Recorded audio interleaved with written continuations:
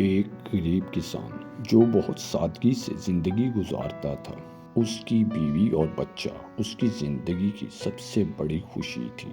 एक दिन खेत के पास उसे एक छोटा सा न्योला मिला। तन्हा, बेसहारा और कमज़ोर किसान न्योला को घर ले आया और अपने बच्चों की तरह पालने लगा। न्योला और बच्चा साथ बड़े हुए, साथ खेलते, साथ सोते। एक दिन किसान काम पर गया।